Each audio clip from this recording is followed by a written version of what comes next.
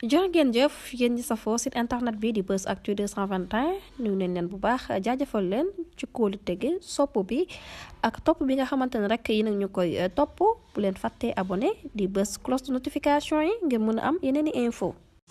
mbégteeg ba neex la ñu am saa su nekk rek ginnaaw bu ñu leen nuyoo ba noppi ci ànd bi ngeen ànd ak ñun ci site internet bi di Buzz Actu 221 li gën a fës ci bopp xabaar yi nag dañu koy door rek kii di Seydi Gassama mi nga xamante ne rek daat nay yëkkati kàddoom nag di sàkku rek ñu libéré kii di Adama Fall ci nu mu gën a gaawee moom Seydi Gassama directeur exécutif Amnesty bu international bu Sénégal daal dinay àddu nag wax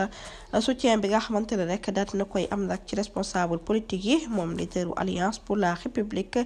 daal di xam ne rek ci kii di Adama Fall mi nga xamante ne rek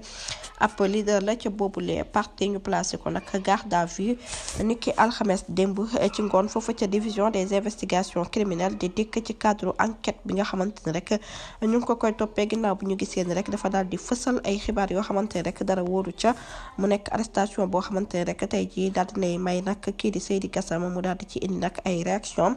moom directeur exécutif Amnesty International bu Sénégal daal dinay àddu nag wax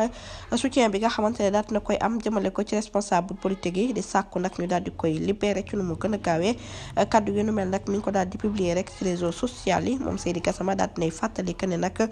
délit bi ñuy dippee nag diffusion de fausses nouvelles tey jii moo feesal nag suñuy kaso ki ko defoon nag di Macky Sall moom ci jëmmi boppam rek ba mu ko daan def nag moo waroon kaso yi daal di fees te mbir mu nu mel nag ci nguuram lañu ko daal di nemmeeku moom nag daal dinay wax yëkkati ay kàddoom que ne fausse nouvelle moom ci jëmmi boppam rek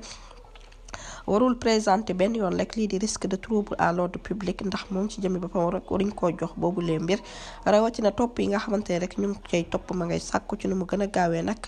xibaar yu nu mel nag ñu xool naka la ñuy def rek ba weddi ko wala ñu contesté ko moo gën nag ñu koy yóbbu rek ca fa mbaxana doonee benn di kàddu kii di Seydi Gassama jërë ngeen jëf ci ànd bi